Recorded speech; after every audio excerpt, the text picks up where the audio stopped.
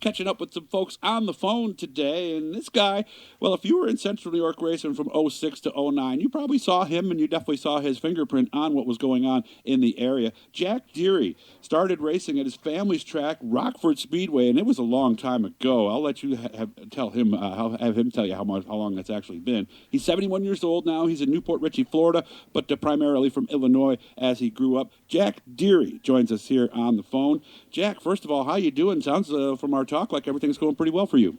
It's a beautiful day in Florida. I hate the snow of Iowa, so we come down here every year since I've retired the last 5 or 6 years, so we come down here, and I'm only 70. I'm going to be 71, but I'm still only 70. But that's all right.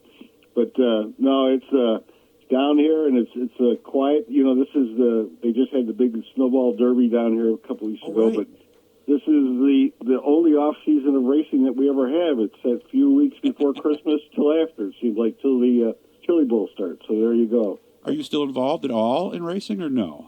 I still have my finger a little bit with the family track back in Rockford. I'm in Iowa, but I drive over for some of the bigger events, and actually our biggest events still to this day are the wild stuff, the trailer races, the figure eight school buses, and stuff like that.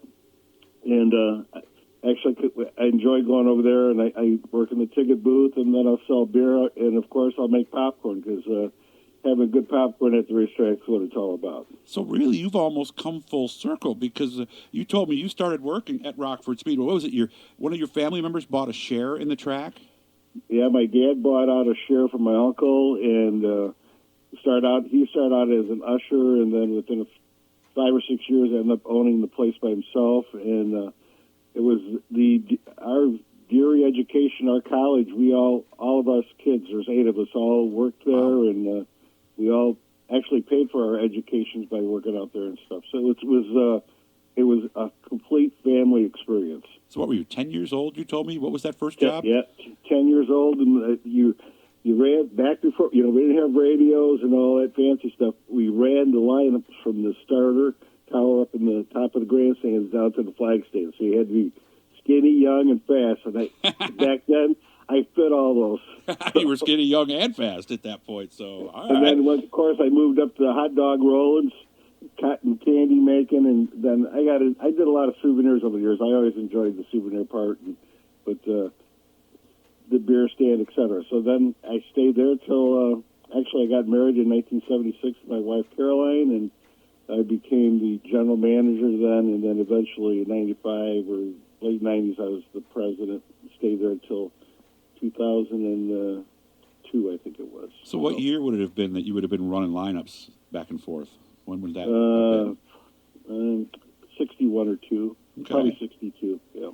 Tell me a little about Rockford Speedway. Was it asphalt? Was it dirt? What was it? It's a quarter mile. It was a high-banked quarter-mile track. It was actually copied from a track named Gilmore Speedway out in California, and it was out in the 7 miles. I have a matchbook that says 7 miles out of the city, and it was farms around. One of the original owners, was part of his farm, but it was a high-bank quarter mile, and it was a fast track. And I learned, I grew up with asphalt all those years, so when I came to New York, having all that dirt was a whole different ballgame. Yeah, so this would have been, let's flash forward up to 2006. And by the way, this picture that you're looking at was taken in 2007 in the pit area at Weedsport.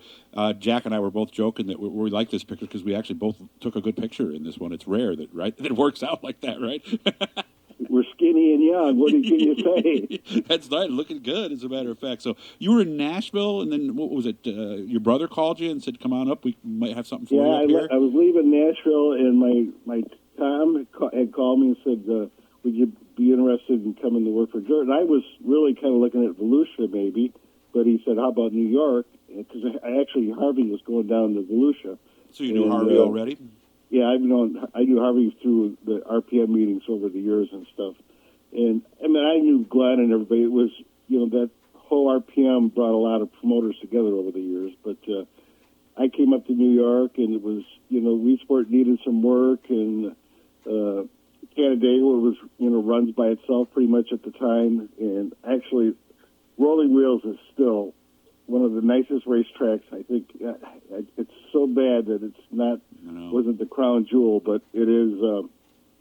It was different. So, but I got one of my first races up there was we had some rain, and having that asphalt mentality, I thought we were going to drive the track that night, and I learned the hard way on that one. So, but that happens. What was the initial impression? Was it similar to other places in the country, or is New York somewhat unique? I guess we'll start maybe with the cars. Did you know about modifieds? We knew about them, but back in the Midwest, everything had a full body and they had windshields, and it was very interesting. And then when the big blocks came out for the first time, and the ground pounding, I understood it all, and then I became a fan.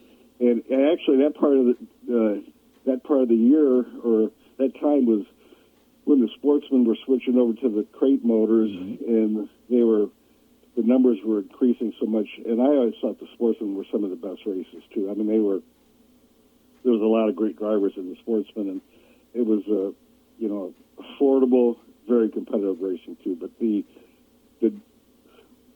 thing about racing, and I tell my friends today, with asphalt versus dirt, dirt, they pass 10 times every lap. Yeah. They say, I'd be leading.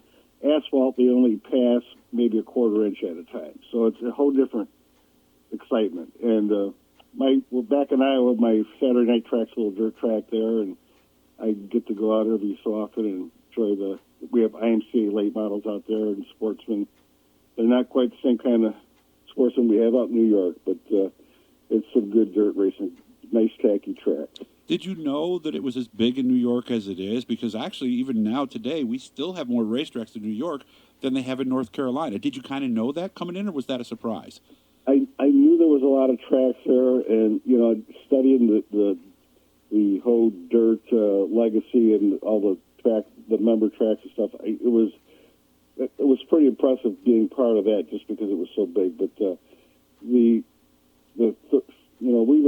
could have raced 3 times a week. Usually only did twice, but you could race every night of the week just about in New York. So it does show you how huge it is out there. And it's an awesome when you get there and you see it and you go, oh my God. And then the tour races too. I went on a few of those, and it was always neat to see another racetrack and another perspective on how things got done. There's a lot of people, too, and even I have some relatives in Illinois, and that's where my family's from, by the way. They think of New York as one big city. Were you surprised at all the open spaces and the rivers and the lakes and all that kind of stuff? Well, we lived in Olasco, so we were right on the Olasco Lake, so we loved the area. The funniest thing I can say about my whole time in New York, I remember Jack Spino had somebody hook me up for plowing my driveway, and we had a pretty long driveway. And after the first snowstorm, I come home and all the snow's out in the middle of the yard. We had a pond out there and stuff. And I called the guy and said, I don't understand. You put all the snow in the middle of my yard, it's going to tear up my grass and stuff. He goes, you'll find out in the spring. And then it was fine, right? Well, yeah, after 14 feet of snow, you got to have a place to put it. So there you go. Yeah, you get 160 inches around here. It's no big deal, guys. We're not right. lying. It actually does get that, and sometimes over 200. Got about a minute left, Jack. Everything's good. You're feeling good. All that kind of stuff, right? No doctor trips or anything. Doctors give me a clean bill of health. I got fake hips, and my wife's got fake knees, and they call them fake bikes, but we bought e-bikes. We do a lot of biking, and we spend most of the winter down south here, so we're outside a lot and enjoying quite a bit of it. So good catching up. We'll get back with Jack sometimes later and catch up a little bit more and get some more specifics on what actually happened up here in Central New York during that time and everything like that. So good to talk to you, Jack. I'm glad you're doing well, and let's make sure we keep in touch. And if I don't see you, please have a great holiday season, okay? Yeah, thanks, Doug. It was great talking to you, too. Remember, hit the subscribe, hit the likes, hit that blue E down there. That'll subscribe. You'll know every time we're doing something cool.